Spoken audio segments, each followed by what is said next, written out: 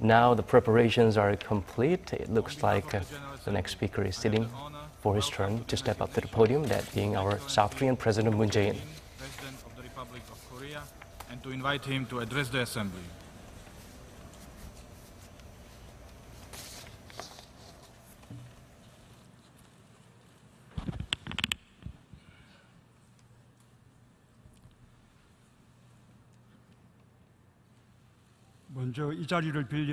First of all, on behalf of the people and government of the Republic of Korea, I take this opportunity to express my deepest sympathy to the victims of the earthquake that hit Mexico on September 19th, their families, as well as the government of Mexico. I extend my respect and gratitude to all member states and staff for their contributions to world peace and security. I congratulate Mr. Miroslav Lajčák on his election of the President of the 72nd session of the General Assembly, and under his excellent leadership, I hope this session will reap meaningful results. I also wish Secretary General Antonio Guterres great success. The Republic of Korea supports the goals of the UN of preventing conflicts and sustaining peace. And under his tenure as Secretary General, I look forward for the UN's development into an even stronger organization fostering peace and prosperity for all. Mr. President, Secretary General, and distinguished delegates, as I prepared this address, I pondered upon UN values and the joint missions of us all. The United Nations is perhaps the best institutional invention created by human intelligence. It was born to save the next generation from the ravages of war. During the past 7 decades or so, it has met the challenges confronting humanity. Its role and contribution will grow over time. Transnational issues are increasing, making it difficult for countries to resolve them single-handedly. And in order to solve all the issues facing us, we need to truly fulfill the values of the United Nations. To this end, I hope you can all keep your eyes on the Republic of Korea, a nation located on the southern part of the Korean Peninsula at the east end of the Eurasian continent. I believe that the candlelight rallies last winter in the Republic of Korea were a historic scene made possible by UN values. During these candlelight rallies, we faced challenges with the power of cooperation and solidarity to walk towards a future aspired by the humanity. Some of you may remember the scenes of the candlelight rallies through media. Millions of lights filled the streets, which were also filled with people singing, dancing, and painting. People expressed their opinions freely as they debated. There were also bright faces of parents who joined the rallies holding their children's hands. And after the rallies, there were the pride of young people who picked up trash on the streets. All of these scenes were democracy as well as peace. The candlelight revolution of the Republic of Korea has proved that and have been made possible due to the desire to restore democracy and the Constitution, which led to the citizens' collective intelligence. And as a citizen myself, I participated in the rallies as well. The citizens of the Republic of Korea achieved democracy through the most peaceful and beautiful manner. We proved the power of popular sovereignty, the essence of democracy, We also proved that the power of peace, rather than violence, can bring bigger changes to the world. The new administration of the Republic of Korea is one made by the Candlelight Revolution. Moving beyond the meaning of a democratic election, the administration was launched by the citizens' participation, aspirations, and their awareness that they are the rightful owners of the nation. And I'm standing before you on behalf of that very administration. Though belatedly a democracy, I'm gratified with and proud of the fact that the Republic of Korea showed a new hope for democracy. Now, building on that strength, the country hopes to play an even active role in addressing the pending issues facing the international community. Mr. President, Secretary General, and distinguished delegates, the Republic of Korea and the United Nations have always taken joint steps. Since the establishment of the government back in 1948, during the Korean War, and the post-war reconstruction efforts, the Republic of Korea received great assistance from the UN. Although it joined the UN in 1991, just in a generation, it has enhanced its roles and responsibilities as a member state faster than any other nation. And from 1993 onwards, it has continuously participated in its peacekeeping operations. And this year, as the chair of the Peacebuilding Commission, it is focusing on resolving the root causes of conflicts. The Republic of Korea for the past 5 years has expanded the size of financial assistance for refugees by 15 times. Last year, it joined the UNHCR's $20 million+ donors club. It's now accelerating a shift in its energy policy and the implementation of the Paris Agreement. And through the Global Green Growth Institute and Green Climate Fund, it's also taking the lead to provide support for the developing countries as they tackle climate change. Moreover, my administration has met the goal of filling 30% of the cabinet with female ministers, thereby becoming a leader in realizing gender equality, which is one of the goals of the 2030 Agenda for Sustainable Development. We will significantly increase our contributions to the UN in all sectors. Among other things, it is very meaningful that the theme of this session of the UN General Assembly, focusing on people, is in line with the philosophy of governance of the new administration of the Republic of Korea. People come first was the slogan that I've used for several years to express my own political philosophy.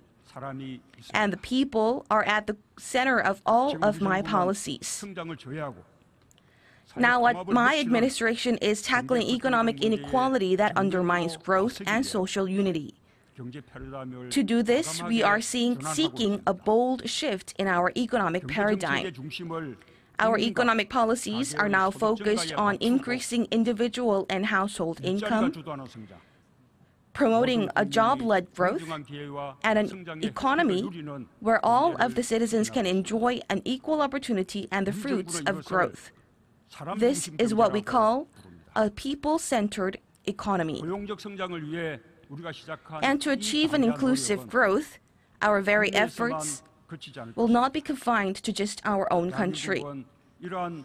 In accordance with our new paradigm, the Republic of Korea will render support for sustainable development in developing countries. Mr. President, Secretary General, and distinguished delegations, I was born in a refugee town in the middle of the Korean War. The Civil War, which evolved into an international war, devastated the lives of countless people in Korea. Over 3 million lost their lives, and even many of the survivors were deprived of a decent living. My father was also one of them. He thought he was taking a temporary refuge at that time, but could never return to his hometown before he passed away. I come from one of the separated families, the victims whose human rights were violated by the war. And this war has yet to come to a complete end. The Korean War, which is a byproduct of the Cold War conflict, still continues to this day.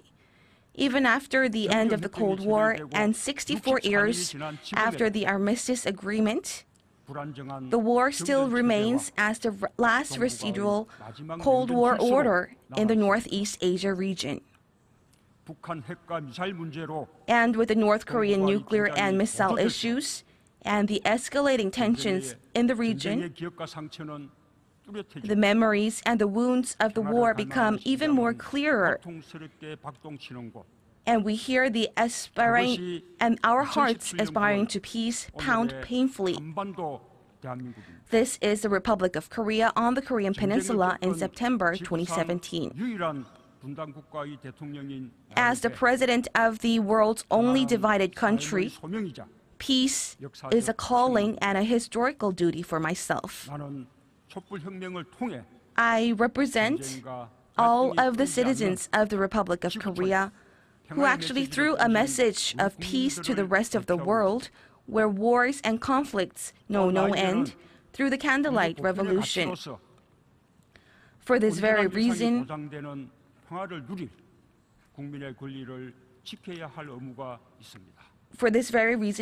we know that we need to support such human rights. And for this very reason, I hope North Korea can choose its own path leading to peace. I believe that peace can be sustainable and sound when it's chosen willingly. More than anything else, I am very grateful that my own convictions are joined by the rest of the international society. Despite the international community's concerted demand and warnings, North Korea has conducted its sixth nuclear test and missile provocations, to our great disappointment. And after the North's nuclear test, the Korean government has reiterated the need for stronger sanctions and pressure to stop the regime from further provocations and bring it back to the table for talks.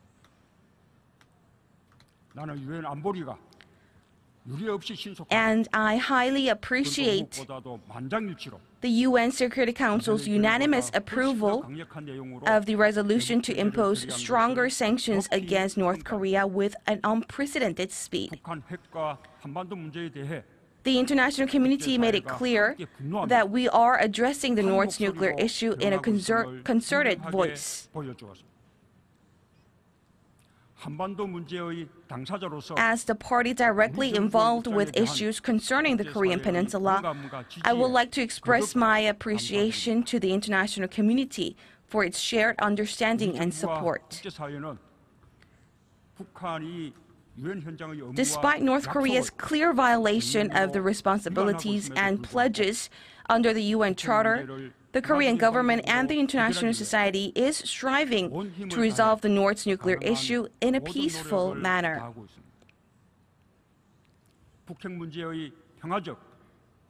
This is also shown in the UN Security Council resolutions, which stipulate a peaceful, diplomatic, and political resolution of the issue.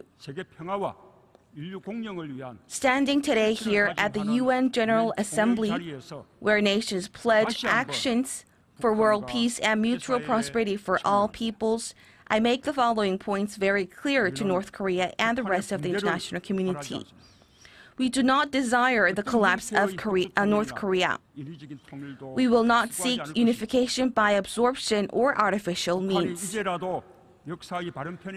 If North Korea makes the right decisions, we are ready to assist the North together with the rest of the international community. North Korea needs to acknowledge all of these facts as soon as possible. It should immediately cease making reckless choices that lead to its own isolation and downfall and step out for dialogue. I urge North Korea to abandon its hostile policies against other countries and give up its nuclear weapon program in a verifiable and irreversible way. The international society should also exert intensified efforts. It needs to respond strongly and sternly until North Korea gives up its own nuclear weapons. All nations must faithfully implement the UN Security Council resolution and seek new ways to address the North's additional provocations. Managing the situation with stability is also crucial. All of our efforts are aimed at preventing another war and sustaining peace. In that respect, we need to refrain from disrupting peace through heightened tensions or military clashes.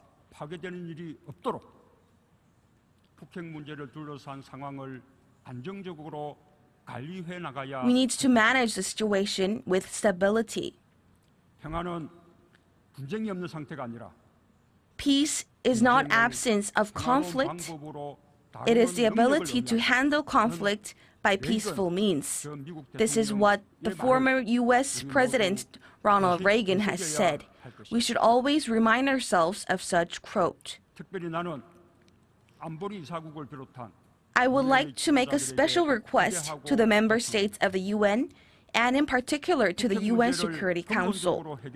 In order to fundamentally solve the North Korean nuclear issue, the basic spirit of a security community enshrined in the UN Charter should be fulfilled on the Korean Peninsula as well as in Northeast Asia.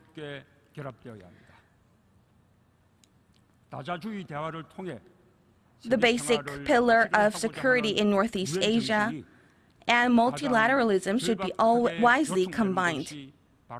And this is desperately needed in the Korean Peninsula.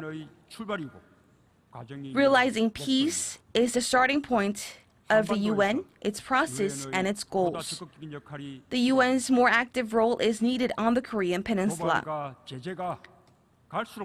Seeking fundamental solutions to seize the vicious cycle of increased provocations and heightened tensions is the most crucial role the UN is asked to play today. On many occasions, I have announced a new economic map for the Korean Peninsula and a vision for the northern economy. Making a solid foundation for Northeast Asian economic community on one side and promoting multilateralism on the other will help bring about peace and prosperity in the Northeast Asian region. Mr. President, Secretary General, and distinguished delegates, the Olympics had not been held for as many as 1,500 years until it was reintroduced in 1896. This was made possible due to the thirst for peace. The history of the modern Olympics started with the overwhelming emotion of the first Olympic held in Athens on the Balkan Peninsula, which was once the center of conflicts. 5 months from now, the Winter Olympics will be held in Pyeongchang, the Republic of Korea. It is the first of a series of Olympics to be held in Northeast Asia, Pyeongchang in 2018, Tokyo in 2020, and Beijing in 2022.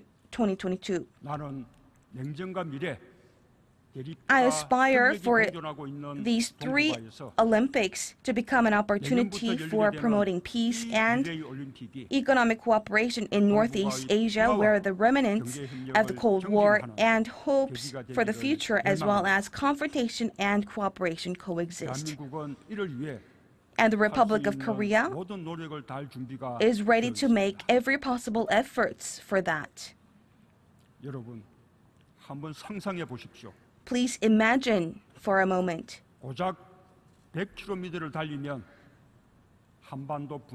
People from all around the world who love peace and sports will be gathered in Pyeongchang, which is only 100 kilometers away from the demilitarized zone, which symbolizes division and confrontation on the Korean Peninsula. Heads of states and governments from all corners of the world will exchange greetings of friendship and harmony. And my heart is filled with great joy when I imagine North Korean athletes marching into the stadium during the opening ceremony.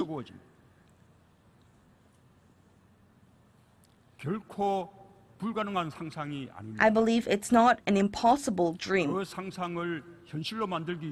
In order to turn this into a reality, I will make wholehearted efforts until the end in cooperation with the IOC in order to welcome the North Koreans to the Pyeongchang Winter Olympics.